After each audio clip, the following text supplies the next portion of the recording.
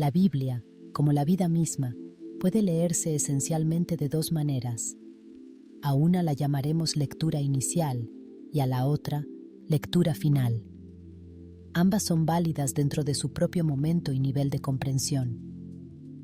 La lectura inicial es más literal y mitológica, propia de un nivel temprano del desarrollo humano y espiritual. En cambio, la lectura final es más lógica y espiritual, correspondiente a una conciencia más elevada, capaz de interpretar símbolos y figuras. Tomemos como ejemplo el relato del huerto y los dos árboles. En la primera lectura, el árbol del conocimiento del bien y del mal y el árbol de la vida se entienden como árboles reales, físicos, colocados en un jardín histórico, donde una serpiente habla y una pareja desobedece. Esta es la lectura mitológica, típica del ser creyente. Pero en la segunda lectura, más consciente y profunda, los dos árboles representan los dos conocimientos fundamentales que tiene el ser sobre sí mismo, su modo positivo y su modo negativo de ser. El conocimiento negativo o falso del ser es pensar que el bien y el mal, lo positivo y lo negativo, son dos realidades absolutas e independientes. Este es el conocimiento representado por el árbol de la ciencia del bien y del mal, y la serpiente mitológica es la figura simbólica de la negatividad que impulsa a dividir al ser en dos contrarios irreconciliables. Esta es la raíz de la falsa interpretación, creer que existen dos principios absolutos, uno del bien y otro del mal, como si fueran dos dioses opuestos. Por otro lado, el conocimiento positivo o verdadero del ser es el que comprende que lo negativo y lo positivo no son dos seres separados, sino dos aspectos inversos de un mismo ser. Esta comprensión está representada por el árbol de la vida, que simboliza el autoconocimiento del ser en su totalidad, unidual, interdependiente, integrado.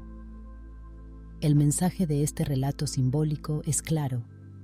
No debemos seguir la voz del impulso negativo, que fragmenta, separa y crea conflicto entre los opuestos, sino la voz del ser positivo, que reconoce la unidad en la diversidad y la armonía en la oposición.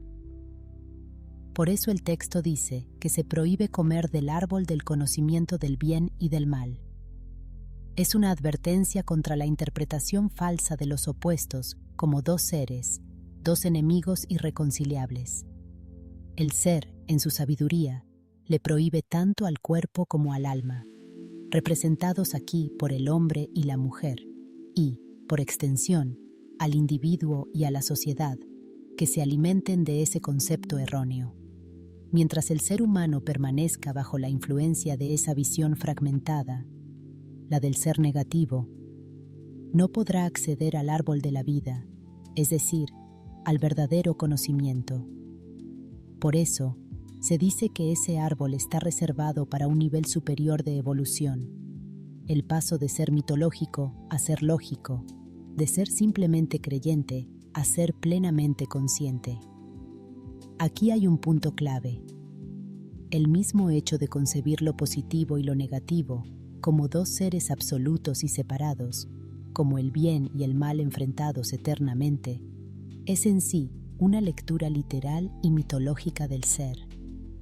Es como si el ser se partiera en dos, perdiendo su unidad, pero cuando el ser se autocomprende de forma más profunda, descubre que lo positivo y lo negativo son simplemente dos aspectos opuestos, pero complementarios de sí mismo. Ese entendimiento ya no es literal, sino lógico. Ya no es mitológico, sino espiritual. No es una división, sino una integración. Es el paso de la creencia a la conciencia, de la lectura inicial a la final. Este paso marca también la salida del reino del anticristo, que representa la interpretación errada del ser, y la entrada al reino del Cristo, que es la manifestación plena del ser en su modo positivo, verdadero, unitario y consciente. Cuando llegas a comprenderlo, cuando el conocimiento que hay en ti es el verdadero, aprendes a decir: no hay mal que por bien no venga. y todas las cosas negativas que hayas hecho en tu vida la integras, sabiendo que de ellas surgirán cosas positivas y que todas fueron enseñanza y aprendizaje, dejarás de intentar mutilar tu propio ser y crecerás integrando el pasado con tu futuro en un presente lleno de optimismo y confianza. A los que aprenden a amar a Dios, es decir, al ser, todas las cosas les ayudan a bien. ¿Cómo interpretas la historia del huerto, de forma mitológica o lógica? ¿Cuál de los dos lectores eres tú? ¿Te identificas con la lectura literal o con la espiritual? ¿Con la comprensión inicial o con la final?